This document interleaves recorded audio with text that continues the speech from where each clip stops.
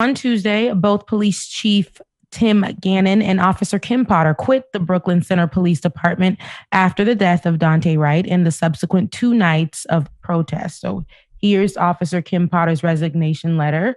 And she's the one who killed Daunte Wright. She said, quote, "I am tendering my resignation from the Brooklyn Center Police Department effective immediately.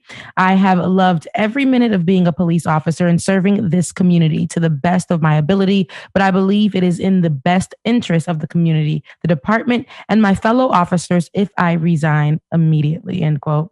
Speaking to reporters, Brooklyn Center Mayor Mike Elliott announced that he has appointed 19-year veteran Tony Grewing to take over the chief for Chief Gannon, and that he appreciates the officers stepping down, referring to the officer that murdered Wright, Kim Potter. Kim Potter, she's a 26-year veteran of the Brooklyn Center Police Department, has been a police officer in Minnesota since 1995. In 2020, she was one of the first officers to arrive on the scene after 2 police officers killed Kobe Edgar Dimmick Heisler. An investigative report from the Hennepin County Attorney's Office stated that she told 2 officers involved in the shooting to exit the residence, get into separate squad cars, turn off their body cameras, and not talk to each other. Speaking at a rally, Daunte Wright's aunt told the assembled crowd that George Floyd's girlfriend was Daunte's former teacher. Let's take a look. And the craziest thing is to find out today that my family has connections to this man, to this family. His girlfriend was a teacher for my nephew. My Lord. Yes, that's true. My nephew was a lovable young man.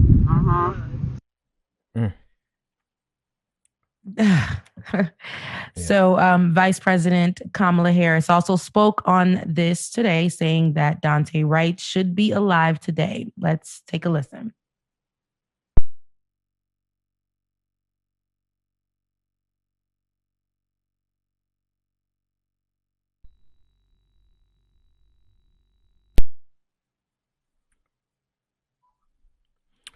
All right, so we don't have no audio on that, but yeah. As we get the audio together for that, Gregg Popovich was the coach of San Antonio Spurs, also spoke out about this incident and what's happening around the country. So here's what he had to say.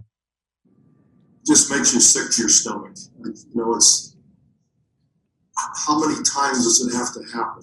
And you know, as sick to our stomachs as we might feel, you know, that individual's dead. He's dead.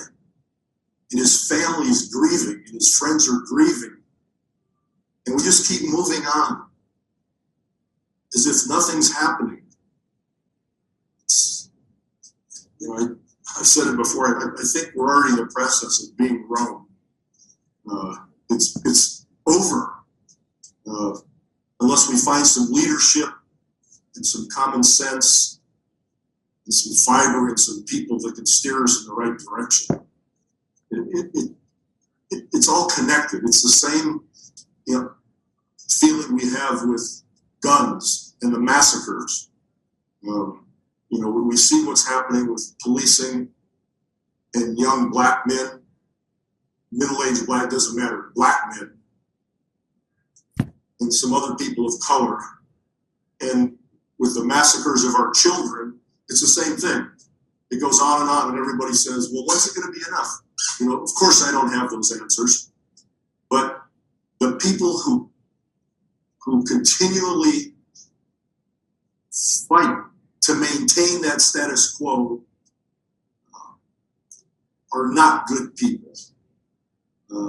You hear it all the time. I've mentioned our governor in Texas, Governor Abbott.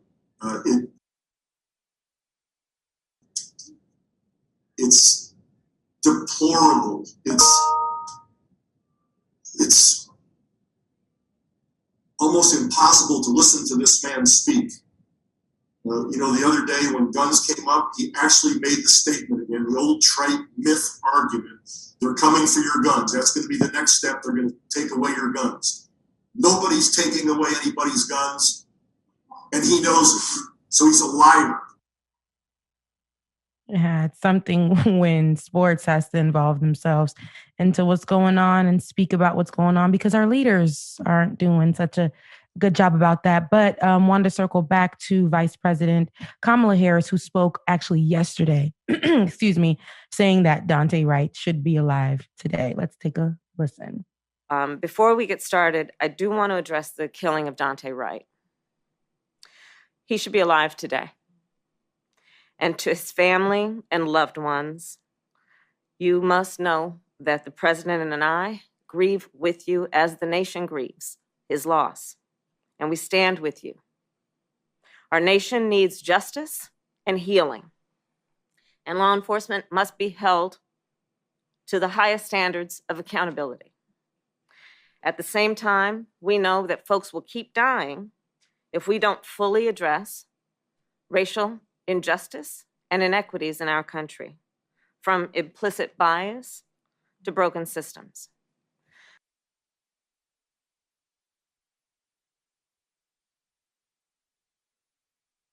Actually speak on this, to be honest. I know I've been saying that she's been missing for a few other issues that have happened, but it was actually good to hear it coming from her.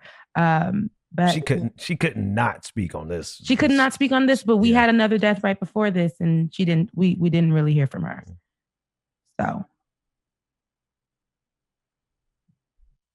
at this time, and y'all especially y'all have the power to do something. Yeah, and especially with her having a background in legal, and it may not be the best background, but this is actually a place where you can show, where you stand on this side of things, especially in this place of leadership that you're in now. It coming from Joe Biden that we did see yesterday, it was more so let's give them, the due process. No, here we have to talk about a broken system because they will keep killing us if we don't fix the system that was created to kill us. And talking about the system that was created to kill us, there's protests out there, and what do? They send out tankers. So let's check in on the protests happening at the Brooklyn Center, where Daunte Wright was killed. The National Guard is now reinforcing the police presence against protesters, including shooting from these tanks. So be advised, you guys, this may be a trigger warning.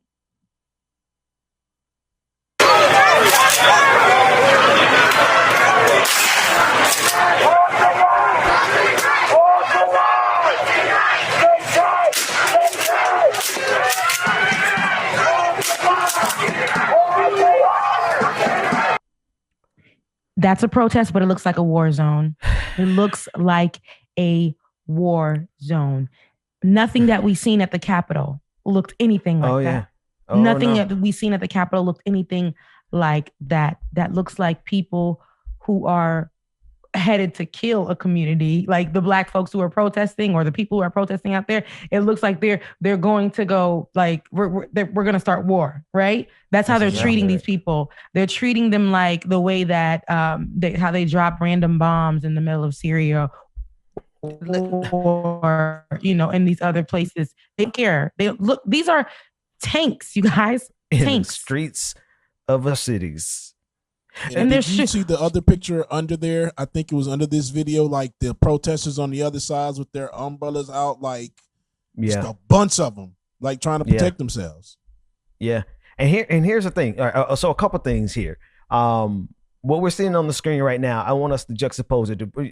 Bring it back up for me, Tunde, because the New York Times just reported yesterday. Actually, no, it was this morning they reported that the Capitol Police were told not to use their most aggressive tactics ahead of the January 6th, they say, riot, terrorist event, despite warnings of violence in which Congress itself was the target.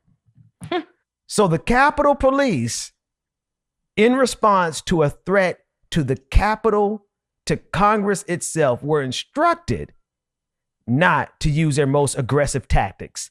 What we're seeing on the screen right now are those type of aggressive tactics being used on people who are protesting on behalf of Black lives. I've been saying it every day this week. I'm going to say it again. America has chosen white supremacy because America was born on white supremacy, and they're choosing to protect white supremacy even when it is threatening the Capitol itself. the very institutions of power. They say, stand down and let those white supremacists march up the steps, break into the buildings, steal computers, kill officers, stand down. But if you dare protest on behalf of Black lives, this is the type of response that you're going to get.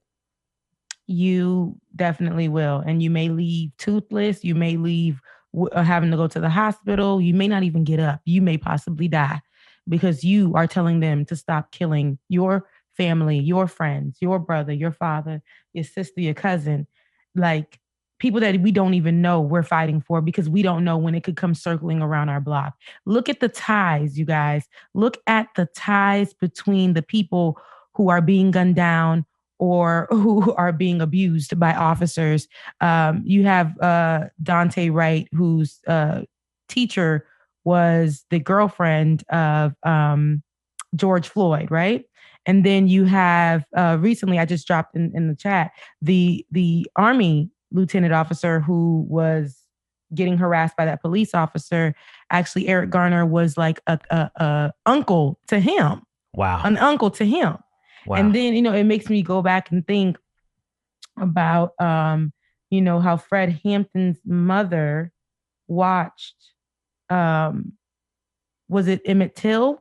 Or it was babysat Emmett Till. That's exactly right. So it's like you never know when it's going to come around your door. It's this the connection that constantly happens, but it shows us it's never ending. This thing is never ending, and it has transcended generations. This same exact thing. Yeah.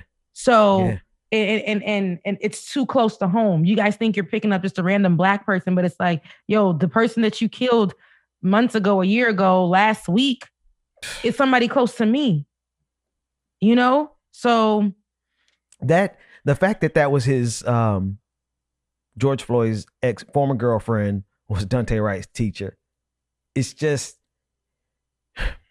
it's unbearable because of it's like 1 degree of separation. It reflects across the country, right? It shows us how it is across the country and how close this stuff hits close to home. But it also just shows you that in that city, it's not just Minneapolis. I know it's across the country, but in that city, police killings are so rampant that you're going to get 2 people that are in the same exact circle killed within 1 year. Within 1 year.